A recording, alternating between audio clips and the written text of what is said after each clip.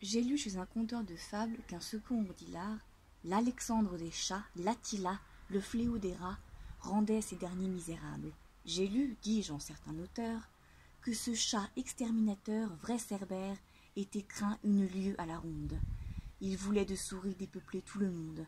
Les planches qu'on suspend sur un léger appui, la mort au rat, les souricières, n'étaient que jeux au prix de lui.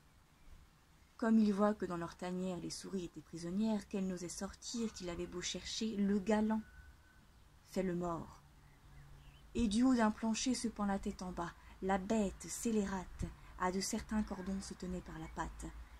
Le peuple des souris croit que c'est châtiment, qu'il a fait un larcin d'euros ou de fromage, et gratiné quelqu'un, causé quelque dommage, enfin qu'on a pendu le mauvais garnement.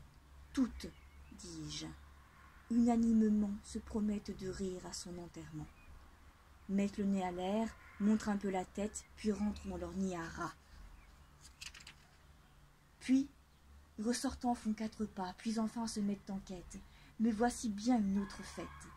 Le pendu ressuscite et sur ses pieds tombants attrape les plus paresseuses. Nous en savons plus d'un, dit-il en les gobant.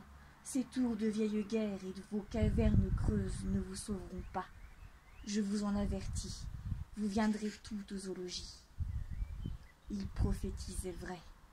Notre maître Mythis, pour la seconde fois, les trompe et les affine, blanchit sa robe et son farine, et de la sorte déguisé, se niche et se blottit dans une huche ouverte.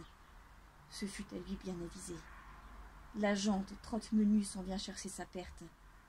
Un rat, sans plus, s'abstient d'aller flairer autour. C'était un vieux routier, il savait plus d'un tour. Même il avait perdu sa queue à la bataille. Ce bloc enfariné ne me dit rien qui vaille, s'écria-t-il de loin au général des chats. Je soupçonne dessous encore quelques machines.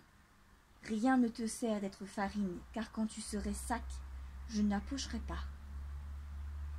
C'était bien, dit à lui. J'approuve sa prudence. Il était expérimenté et savait que la méfiance est mère de la sûreté.